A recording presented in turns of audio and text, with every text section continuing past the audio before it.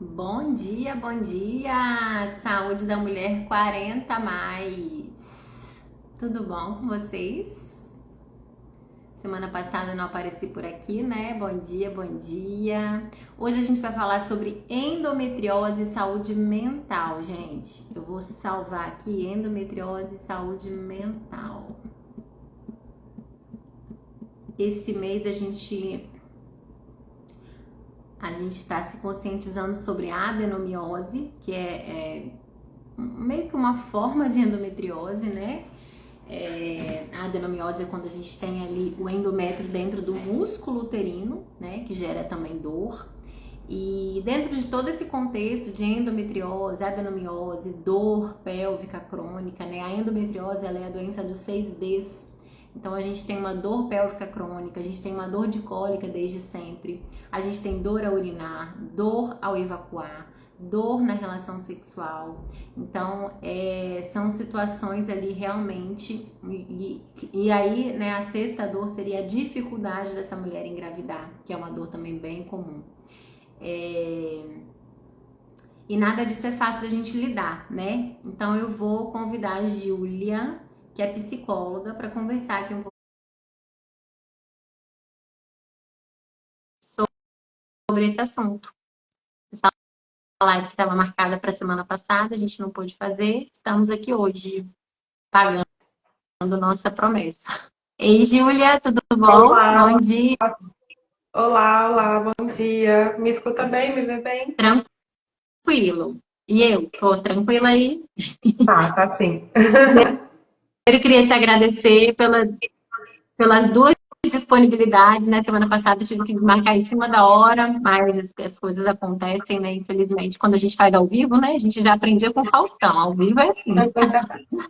E a Júlia se propôs aí a conversar um pouquinho com a gente sobre esse tema de saúde mental, né, endometriose. Eu acho que a gente pode englobar também, Júlia, a dor como um todo, né, como eu estava falando aqui antes de você entrar.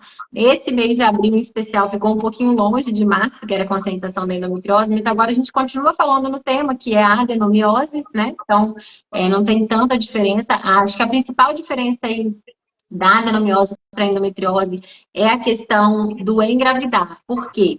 Da dificuldade de engravidar. E por quê? Porque, na verdade, a mulher que tem adenomiose, a maioria delas já está na perimenopausa, né? Então, às vezes não é mais um desejo daquele momento ali, né? Não é um objetivo daquele momento, então talvez não seja uma dor. Mas as outras dores pélvica crônica, né, e tudo mais, e como que cada mulher lida com essa dor, né? Mas vou deixar você se apresentar um pouquinho aí, para a gente É, onde que você atende, né? Suas especializações, enfim, pode ficar à vontade. também. Obrigada. Primeiro agradecer, Maluma, pelo espaço, né? Pela parceria. Que seja a primeira também de muitas aí para a gente seguir Com certeza. fortalecendo os cuidados em saúde. Eu sou Julia Camporei, sou psicóloga. Eu me formei no Rio, eu sou de Vitória. Mas me formei em Niterói, né, na Federal Fluminense. Já tem um tempinho, 2013. Depois fiz especialização em psicologia hospitalar pela UFRJ, e aí foram os meus primeiros contatos também, depois de estágio em psicologia hospitalar, na, com doenças crônicas, né? E depois segui bastante tempo em política pública, em garantia de direitos, trabalhei com migrantes e refugiados, mas sempre na perspectiva de garantir direitos, né? E aí a gente entende a saúde também como um direito humano e o acesso à saúde. E isso também, a falta desse direito também traz sofrimento mental, né? Na endometriose, por exemplo, a gente vê a dificuldade, às vezes, de acesso a um tratamento de qualidade, a serviço público que consiga fazer um diagnóstico a tempo, e o quanto de sofrimento a gente poderia evitar, né? Também se a gente tivesse política pública de qualidade para isso. Então, um pouquinho do percurso, né? E hoje, para a gente falar um pouquinho, né, de endometriose, saúde mental, nesse bate-papo, assim, eu destacaria, né, primeiro acolher todas as pessoas que passam por isso, ou que estão no processo de diagnóstico também, que é muito angustiante, né? São muitos recursos empreendidos, não só financeiramente, mas de muitas idas a médico, exame, dor, cansaço, tudo isso que vai trazendo e que a gente costuma brincar que a saúde mental é o último que a gente olha, né? Mas não está separado, né? Então, a primeira coisa que eu queria deixar bem marcado hoje, assim, é isso, né? A gente olhar o corpo de maneira integral, olhar esse cuidado de maneira integral. Hoje, as associações de dor, e eu tenho trabalhado bastante com pacientes de dor crônica, incluindo endometriose, já atualizaram o conceito de dor crônica, né? E a gente já entende que a dor também passa por uma percepção psicológica da dor.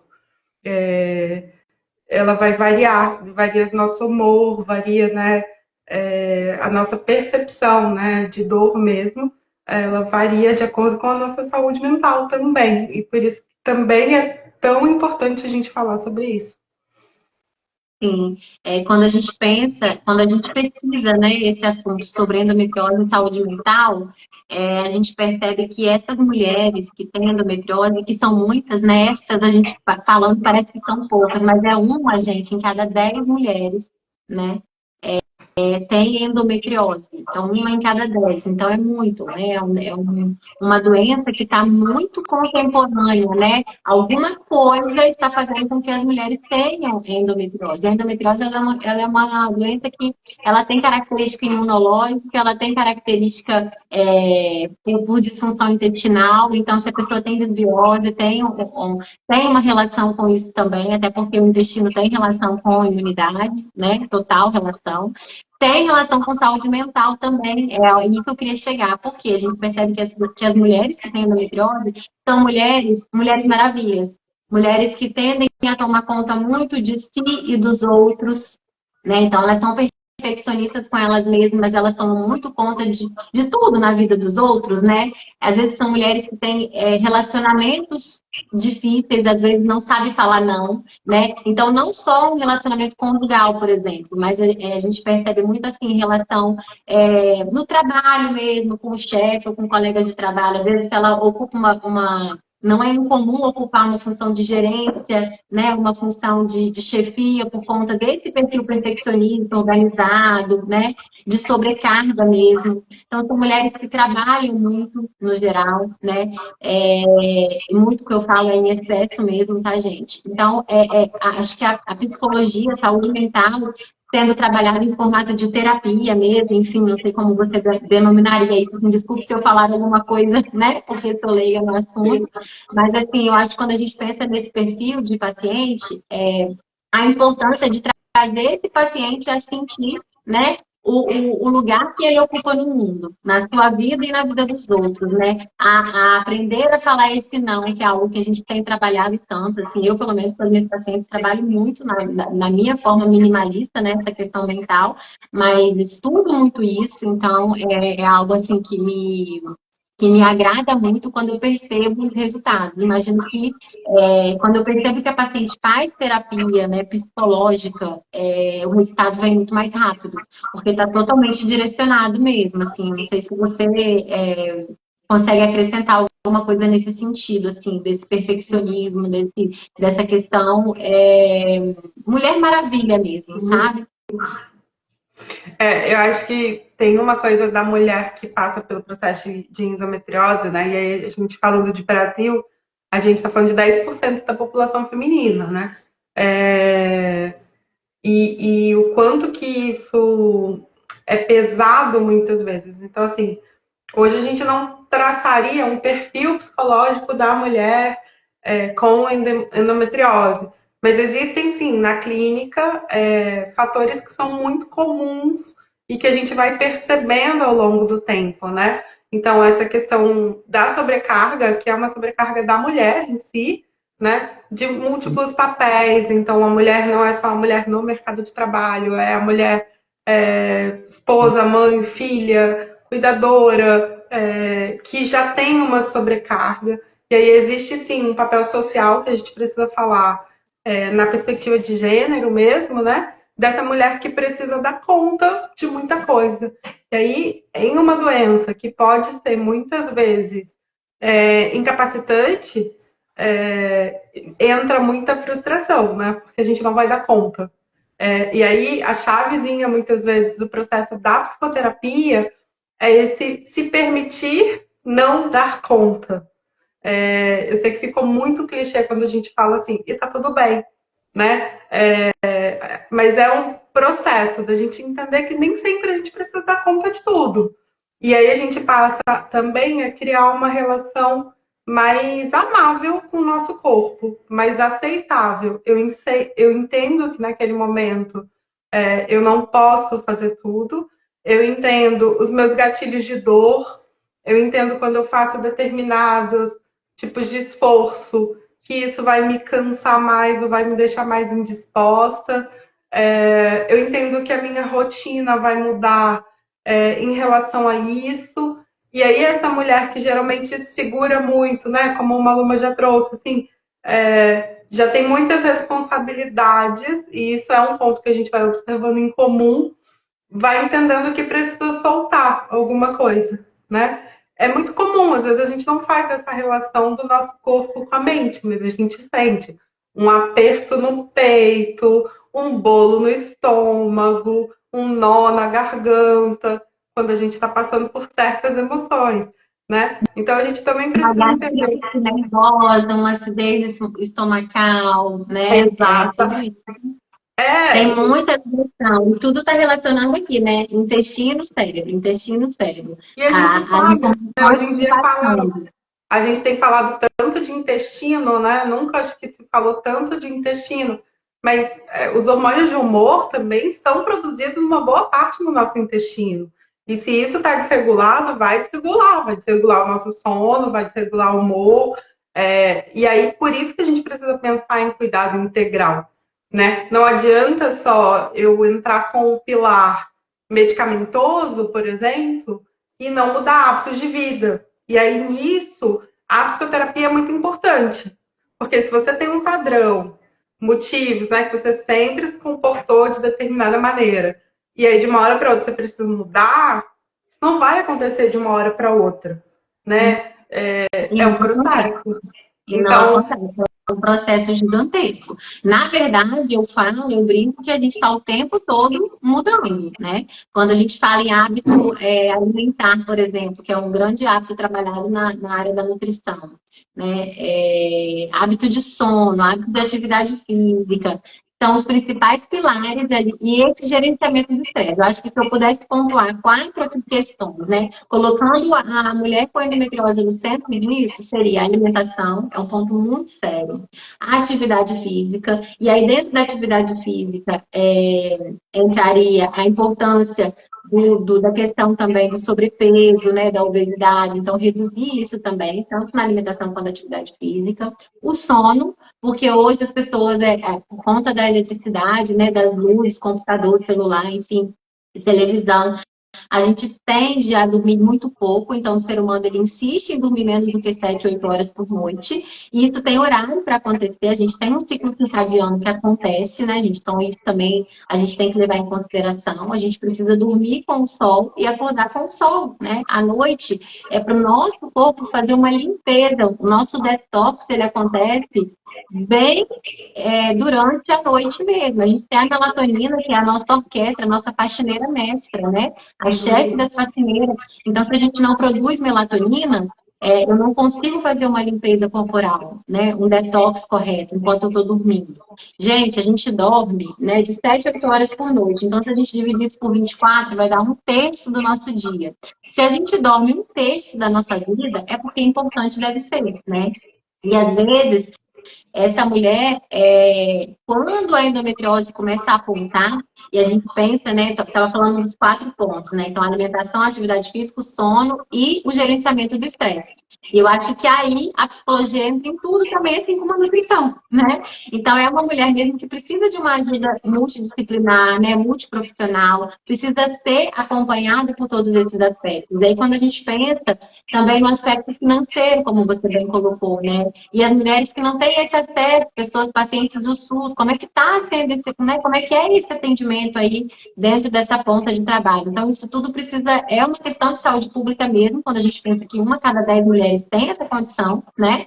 E que isso impacta na sociedade como um todo por conta dessa dificuldade em engravidar que a gente tem hoje por conta disso, né? Que realmente é uma questão de 50% a 60% de infertilidade por conta da endometriose. Então, não quer dizer que toda mulher que tem endometriose vai ter dificuldade de engravidar, mas de 50% a 60% é um número expressivo, né? E são os estudos que trazem para a gente. Então, a gente tem que levar isso tudo em consideração. E aí, quando a gente pensa que essa mulher ela tem toda essa questão, né, de ter que mudar a alimentação, mudar os hábitos como um todo. Às vezes ela não faz atividade física nenhuma, precisa incluir isso na rotina, né? E uma coisa que eu levo também em consideração é o uso do... Qual é o medicamento principal para poder diminuir as dores, né, da endometriose hoje? São anti-inflamatórios e anticoncepcional. Quando a gente pensa no uso do anticoncepcional, ele não é um tratamento, gente. Ele é um band-aid. Eu vou, né, eu vou diminuir a dor naquele tempo. Mas o dia que essa mulher para de usar o anticoncepcional, por exemplo, para tentar engravidar, aí vem todo o processo de endometriose. E às vezes já está tarde demais, entre aspas, para ela, né? Porque nunca é tarde para nada, a gente pode sempre ressignificar as coisas, né? Mas a gente precisa correr atrás desse prejuízo, entende? E aí a gente precisa realmente lançar a mão de tudo que a gente tem, né? E aí entra as técnicas de atenção plena também, né? O que que faz você relaxar? Uma leitura, uma meditação, a prática religiosa, né? A fé. Então, acho que tudo isso é algo que vai ser determinante aí nesse processo de cura, né? E é uma cura, gente, entre aspas, porque ela está dentro do ranking das doenças que não tem cura, é remissão. Então, eu reduzo, né, eu controlo a progressão dessa doença e ela fica ali, adormecida, esperando a gente fazer alguma coisa que não deve, de novo, né? No sentido de melhora ali da progressão da doença.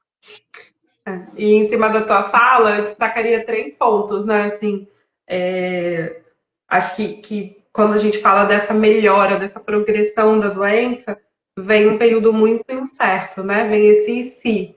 E às vezes a gente, por exemplo, eu já acompanhei alguns casos de se a pessoa não acredita que está bem, que está em remissão, ou que tem medo de fazer certas coisas, certas atividades, incluindo atividade física, né? Hoje a gente fala de cinesiofobia, assim, pessoas que têm dores crônicas e que têm dor de fazer exercício, têm medo de fazer exercício, com medo de causar dor, né? Uhum.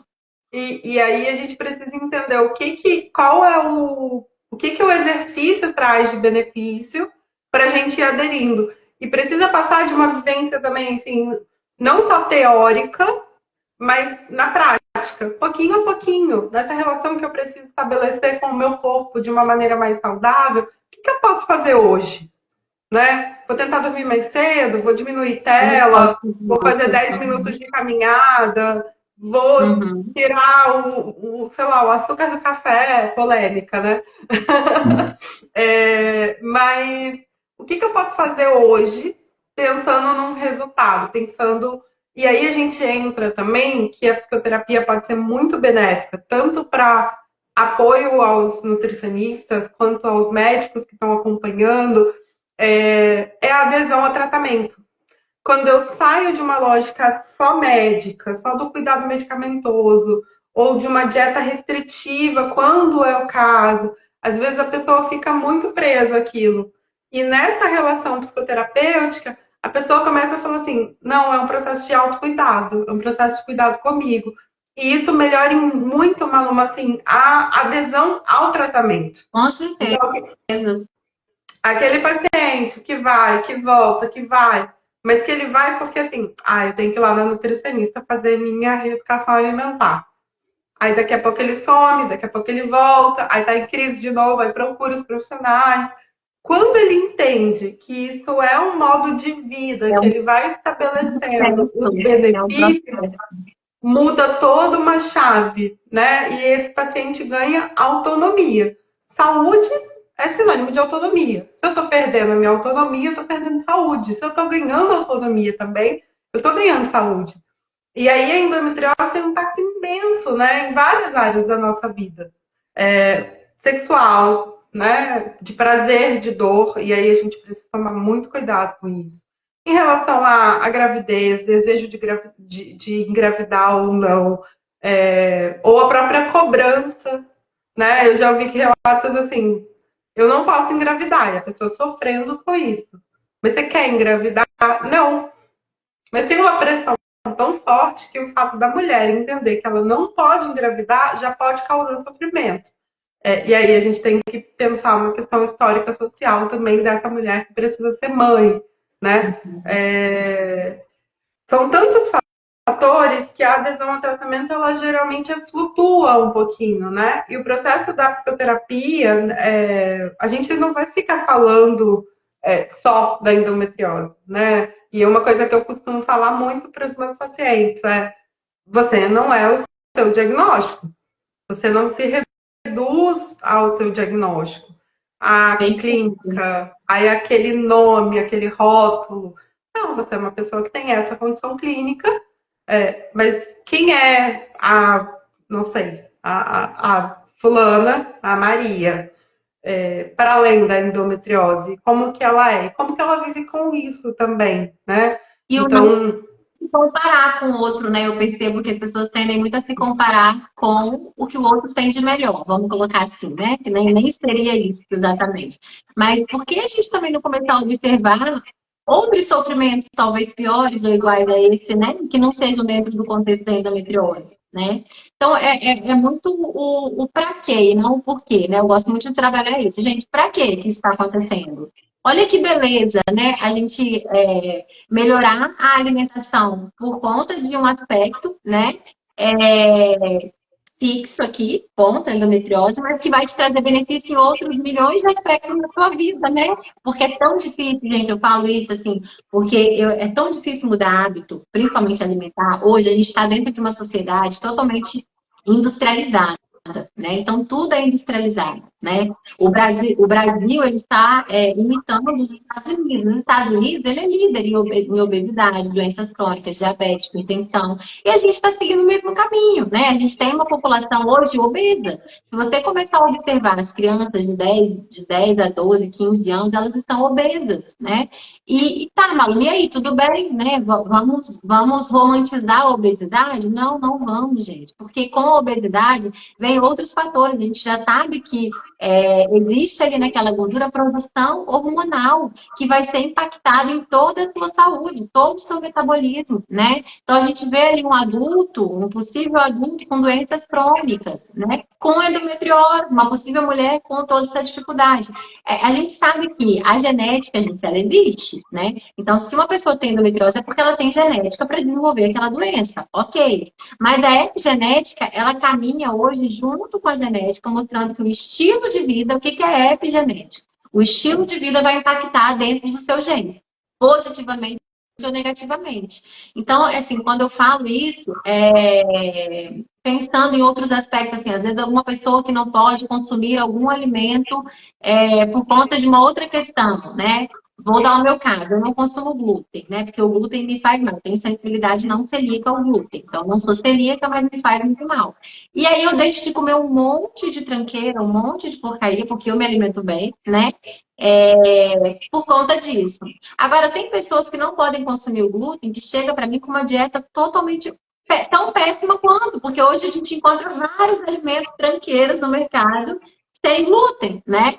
Então, você pode usar aquela informação para o bem e para o mal do seu corpo, da sua vida, né? E se você começa a olhar aquilo como positivo, tudo que você pode. Eu sei que é difícil, gente. Às vezes você está em um momento aí do diagnóstico, né? Que é difícil ouvir isso. Ah, não, não é possível que tenha alguma coisa boa por trás disso. Mas acredite, sempre tem, sempre tem. A gente tem que procurar, né? a gente vai encontrar. E o tratamento, você vai fazer o tratamento e você vai ter resultado, né? As pacientes fazem o tratamento e têm resultado. Cada uma no seu tempo, né? Isso é verdade, às vezes demora. O que eu vejo muito é a dificuldade em diagnóstico também, como você falou, né? Muito triste. Tem pessoas que não têm a menor condição e realmente esse diagnóstico vai ser muito tardio. Às vezes, algumas pessoas também têm condição até de pagar médicos, consultas caras, médicos que estejam aí na ponta, só que o diagnóstico também é tardio porque você demora a retirar o anticoncepcional para tentar engravidar. E aí também a gente tem esse diagnóstico tardio, né? Já tem aí 10, 12 anos de endometriose, você não tinha. Então, às vezes, tem que passar pela cirurgia mesmo, não tem jeito, dependendo da quantidade de focos, onde esse endométrio está alocado dentro do seu corpo, né? Para que você consiga depois dar continuidade ao tratamento, ao processo de remissão, né? Para que essa doença não progrida, com tudo isso que a gente está conversando aqui, né? E o tempo, né, ele é um fator super importante da gente pensar, né? Tanto o tempo de diagnóstico, né? O tempo de adesão, quanto mais rápido eu consigo aderir a um tratamento.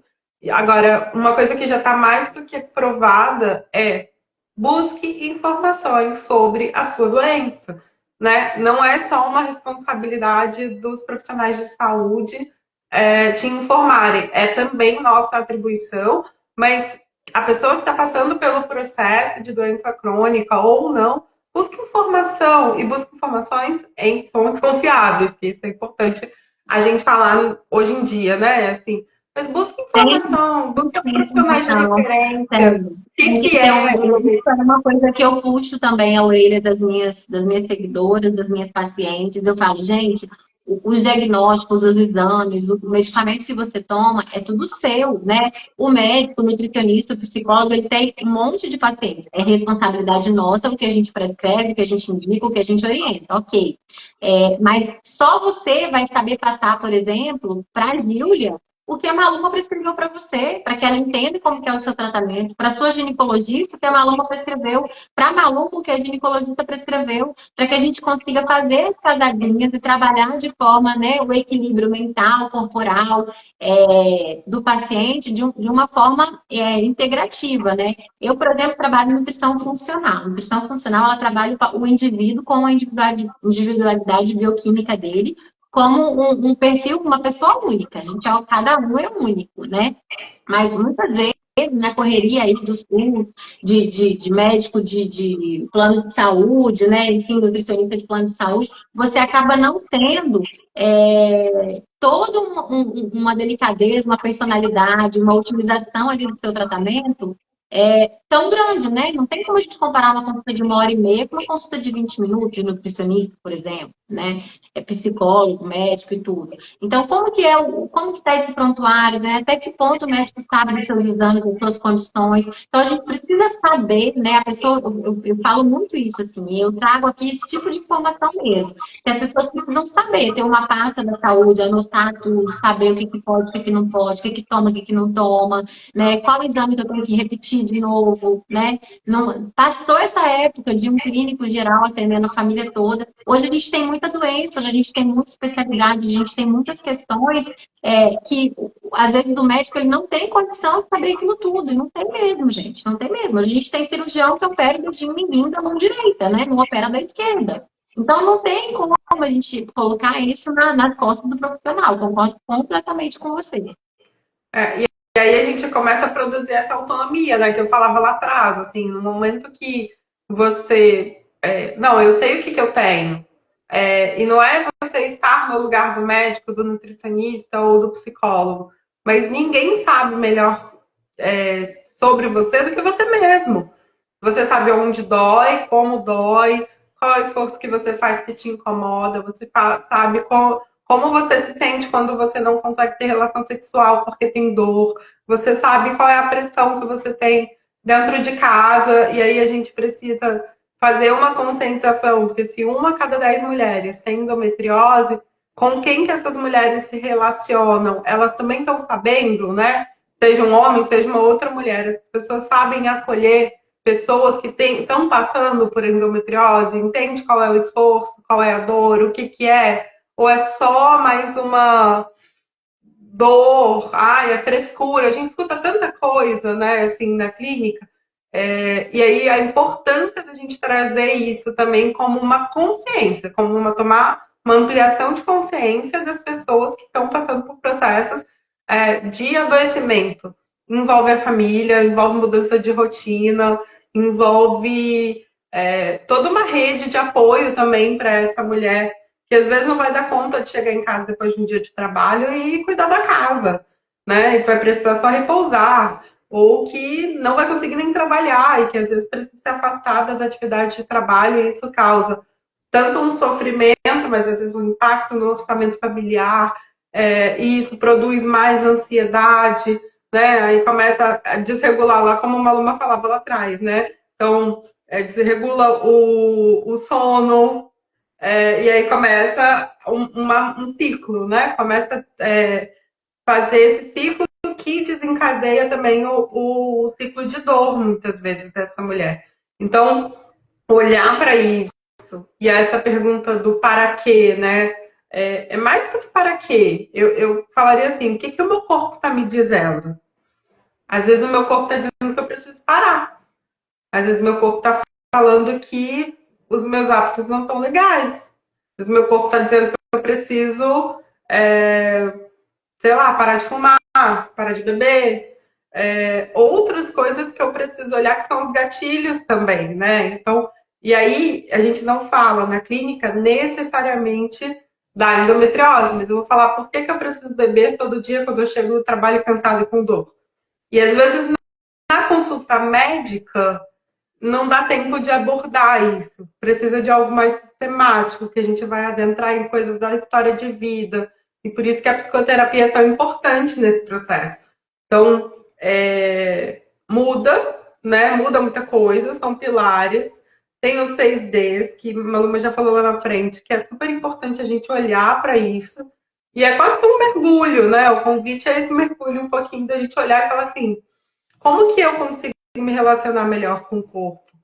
Hoje em dia, né, eu tenho me olhado muito para os estudos de obesidade, gordofobia, depois de quando eu fiz especialização para acompanhamento de bariátrica, né? De um parênteses aqui.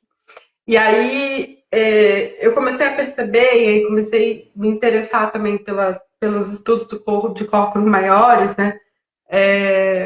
Por essa relação. Às vezes o médico precisa, o próprio nutricionista, tem alguns, a gente espera que isso vá mudando, mas a pessoa fala assim, você tem endometriose, você precisa emagrecer. Depois você volta aqui. E a pessoa fala, opa, porque ela não é só um corpo gordo. Ela é uma pessoa Sim. com várias outras coisas que precisam ser olhadas. É para isso, na verdade, que você está aqui. Isso acontece muito ao contrário, né? Às vezes o paciente. Eu concordo tanto com o que você está falando, eu tenho especialização em coach nutricional, né? Então eu trabalho muito essa escadinha, né? Um dia de cada vez, uma coisa de cada vez. Não trabalho com dietas restritivas no primeiro momento, nem segundo, talvez em terceiro, quando o paciente insiste muito, mas eu não acredito nisso. E não é o que dá resultado. O que dá resultado é mudança de vida, né? Mudança dos hábitos, pequenos hábitos. Então, isso aí de dieta restritiva, para entrar em vestido de noiva, né? Emagrecimento, é para outro tipo de nutricionista, não é para mim, né? Eu gosto de trabalhar a saúde mesmo, doença, misturar aquilo ali para que a gente consiga trazer esse ser saudável que existe ali dentro. E aí demora entre esse decidir por isso e eu conseguir sentir os benefícios, sabe, Júlia? Eu acho que é esse passo de demorar. Eu decidi, eu vou fazer isso. Vamos dizer lá, o parar de fumar. Vou parar de tomar refrigerante, parar de fumar, parar de alguma coisa. E aí, entre decidir e conseguir executar, tem um processo. E esse processo ele precisa ser respeitado. E quando ele é respeitado, a gente consegue chegar ao final desse processo. Né? É um método, é uma metodologia. E é para isso que a gente está aqui, é para isso que a gente tem que acompanhar o paciente. Por isso que eu falo com as pessoas que entram em contato. Não acreditem em consulta avulsa, isso não existe, gente. Nutricionista é igual psicólogo, é igual médico. precisa de um acompanhamento. Não adianta você marcar uma consulta e sair com uma folha de papel daqui de dentro que você vai ter que o problema resolvido. Não é isso. Você vai pular na porta da geladeira e você vai fazer tudo errado, né? Não existe um ser humano assim. Isso vai acontecer depois que você passou por toda uma caminhada, um processo de mãos dadas com a sua nutricionista, com a sua psicóloga, com o seu médico, e você conseguiu entender e começar a mudar aqueles hábitos, né? Então, é entender e mudar os hábitos. E aí já aconteceu muito assim, o paciente ligar, Maluma, vou remarcar a próxima sessão, porque não consegui fazer nada do que você falou. Peraí, não, calma, respira. É por isso mesmo que você tem que vir. A gente tem que entender quais foram esses aceitos. Sabe aquela prova que valia 10 que você tirou 8? Você tem que entender por que você tirou 8. Aqueles dois, se você não acertar agora na condição dessa prova, eu adorava o professor que corrigia a prova. Porque se você não acertar agora, na próxima você vai errar 4 pontos, entende? Vai te fazer falta se você não aprendeu que 2 mais 2 é 4. Vai te fazer falta. Como você vai fazer 4 mais 4, né? Então, acho que é um pouco isso, né, Júlia? Eu tô amando aqui, passa muito rápido. Eu tenho um paciente agora. Olha só, queria agradecer demais. Gostei demais de conversar com você. Com certeza vão ter outras mesmo, porque assunto é que não falta dentro de saúde da mulher e psicologia, né? Saúde mental. Sim. E eu tenho trabalhado cada vez mais com saúde mental, né? Eu estou me formando em nutripsiquiatria também, né? Trabalhando essa parte aí, a gente não para de estudar.